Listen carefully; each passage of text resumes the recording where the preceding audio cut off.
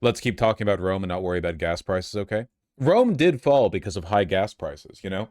We talk about how often we needed to drive here in America, but the Roman Empire was big, you know? Pontificus Aurelius was out there driving 200 miles a day in his carriage or whatever.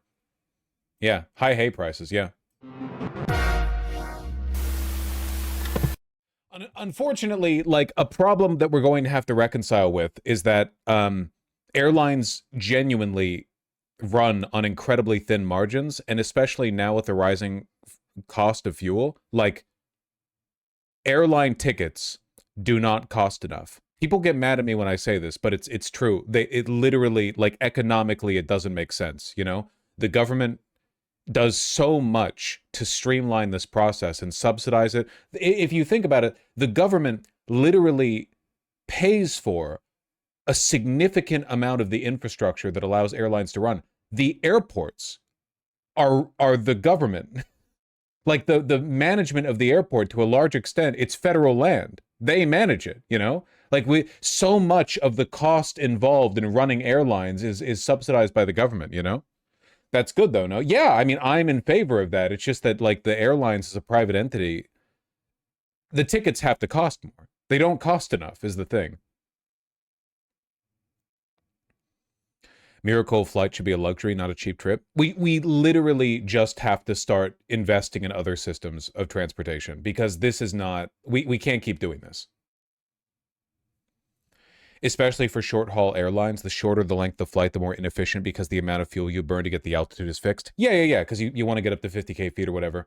I'm like, look, in my opinion, if you are taking a big flight, in my mind, the miracle of flight, that's for like getting across the Atlantic, you know? But there are people who will fly from like New York to Baltimore, and that's crazy to me. Like, we have to stop that. So local airports shouldn't exist. It's not really that they shouldn't exist. It's just that, like, a lot of them truly economically don't work out, and they're like bad for the environment and stuff. Not just the like, they're just not a reasonable way of allocating resources. Look, let me put it this way. It is very strange to me that there are many small American towns that have a local airport but don't have a regional rail or bus line. Isn't that weird? Like, your only way to get to the town is to drive there or fly? There's no middle of the road option there? Really? You skipped the whole, like, bus train option? That's crazy. It sounds comedic till you realize it's real. Yeah. I'm a little biased. Where I went to college, Northern California, Humboldt, there was a local airport. I don't know if there could have been an alternative there, because you can't really take a train there, I don't think. Where is it? Yeah, Trinidad Arcade over here. I don't really know how reliably you could get a train over to here, because it's buried behind a bunch of national forests. I guess they had freight trains for all the lumber they used to take there. So even then it's possible. Man, getting over to here is such a bitch. Difficult terrain. Yeah, I don't know. You couldn't really run a train along the 299. You'd have to run it like through here. Anyway, like I'm not really talking about places in Northern California. What I mean is, like, I guarantee you, if we go down to like Southern California, Orange County area, or like anywhere on the map right here, any of these states, you can find a bunch of towns that have a local airport but don't have local rail or even a bus line that takes you from there to the nearest big city. That's insane to me. You know? Like, how much can it possibly cost to run a like 2-hour both ways bus route between a major city and a smaller city nearby? Just a one way. Like, I know the gas is expensive or whatever. Just like, you couldn't drop like a $20 ticket on that? Like, that's a lot cheaper than a flight. It's much cheaper than a plane. Also, going to an airport fucking sucks. It sucks so much. You have to park there or get someone to drop you off. Oftentimes people Uber, and the Uber alone is like $40 to $50, and then you have to go through the mega security and you wait and then you board 40 minutes board. The whole process of taking a flight, even a regional, like a small flight locally, often takes many hours more than if you just had a bus line that ran you from A to B. We're not being serious, is what I mean. Top 50 busiest flight routes in the United States. I guarantee you a lot of these are bullshit, like local routes. Oh my God, the number one is LA to San Francisco. I'm gonna fucking lose it. San Francisco to LA and LA to San Francisco are literally the top two. I'm gonna lose it. I'm not doing it again. I'm not talking about the goddamn. I'm not talking about the fucking high-speed rail line again. I'm not doing it. Oh my God. A lot of these are just, look, Phoenix to Denver, Denver to Phoenix, Boston to Washington.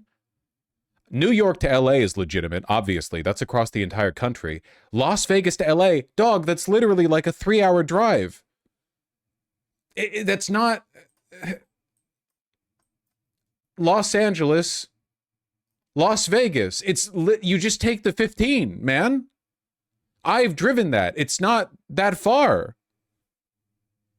It has a highway. It directly connects. What's wrong with y'all Americans? We just expanded too quickly. That's literally it.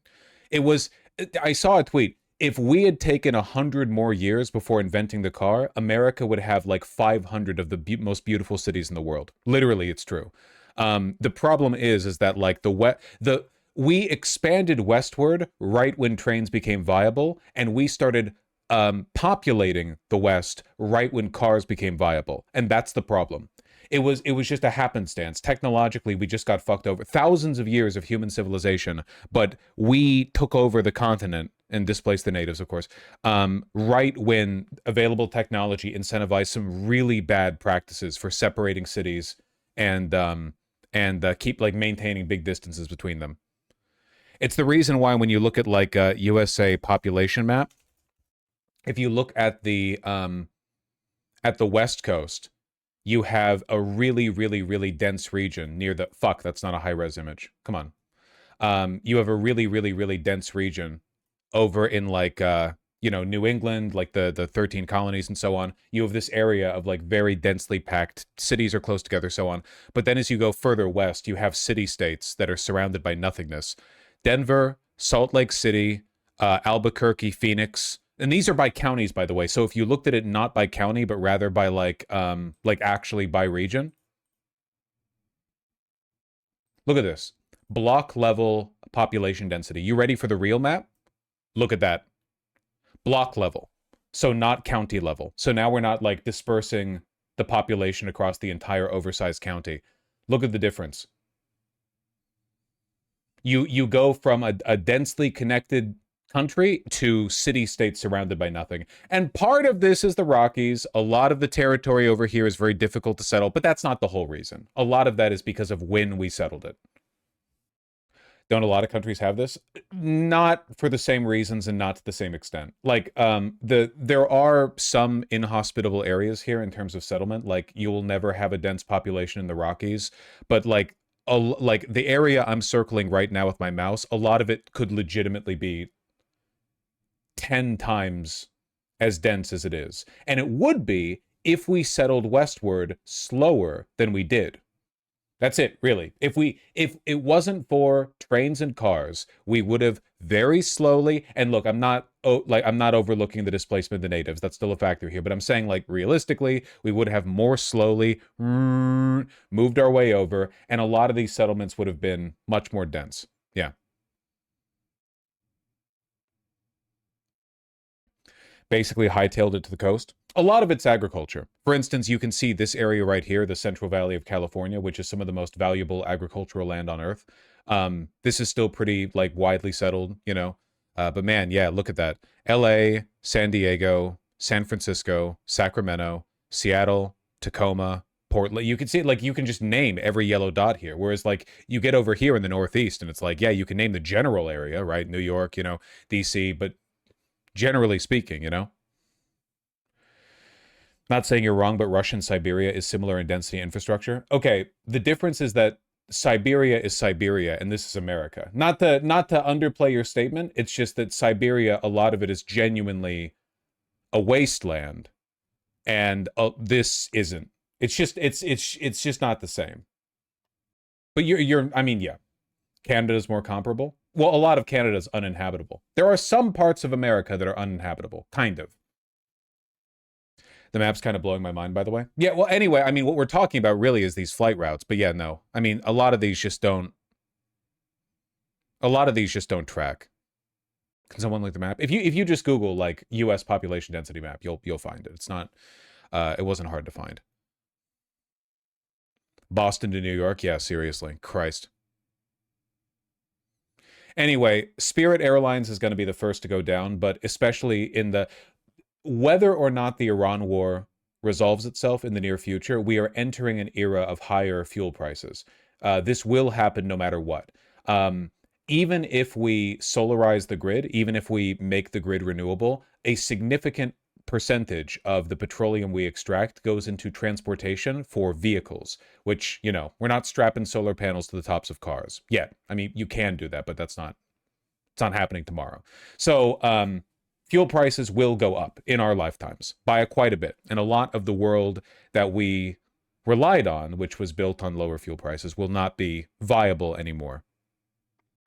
Can you have electric planes? I don't think you could ever have.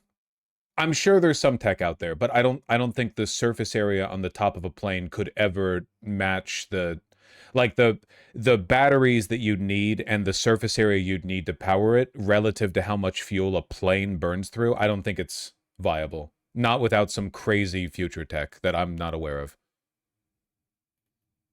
I'm sure there's some like edge case stuff out there, but yeah, not planes as we understand it. Between $4 for diesel here in Europe and 20,000 flights being canceled by Lufthansa, it's fucked unless shit gets right in the next 2 to 4 months at best. Yeah, reminder that like right now they are mass canceling flights in Europe and they are very near running out of fuel.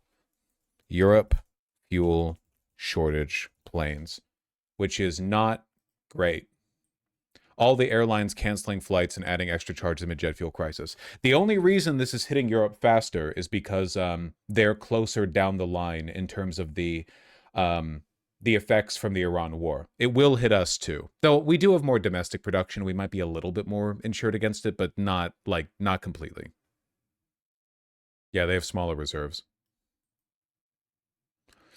I can give some insights into why those small airports exist. It's rich people. Yeah. Usually the small regional airports are used by wealthy people. They have private planes that they use to get to their like rural estates more easily. But sometimes it's also like the only viable way to get to a place. And it's just like, oh, we have to go to that small town. Let's spend, $800 on a ticket. And it's like, I don't know, man. I think there should be a bus line there. Lufthansa canceling 20,000 flights is fucking crazy. That's really bad. That's I think that's Europe's biggest airline. It's biggest or second biggest, I'm pretty sure. It's a German-based airline. It's like they're United, I guess. It's huge. Yeah. Oh, is it Ryanair? Okay, it's big. There's a U.S. program that directly subsidizes those routes you were talking about. Yeah. The government subsidizes the fuck out of air travel, which is probably pretty bad. Yeah, we should subsidize better forms of travel, I think. I don't think a lot of people understand. I don't think they truly appreciate how much better things would be if we took the money that we invest into the availability of air travel and invested it in like a guarantee that the federal government will subsidize and push for bus routes leading to any city with a population of more than like 20,000 or something. I'm spitballing a number here, but like that would do so much good. It's just not that expensive to run a bus route to and from a big city. It's just not. It's not relative to what airlines cost. You can do both. Yeah, but we want to disincentivize short distance flights. They are economically and ecologically ruinous. Like, we don't want those, There are already bus lines. Only a high-speed rail would solve this issue. There are often not bus lines to some smaller towns. And also, the bus lines that go there are shitty-ass Greyhounds that come, like, once every 2 days or something. You do not need high-speed rail to connect every small town in America, but you could do a lot with like regional bus networks. A real centralized regional bus network. Do you have any idea how much good you could do with that? It would be like I always think in terms of California, but even if you go to like Texas or something, a real like a network.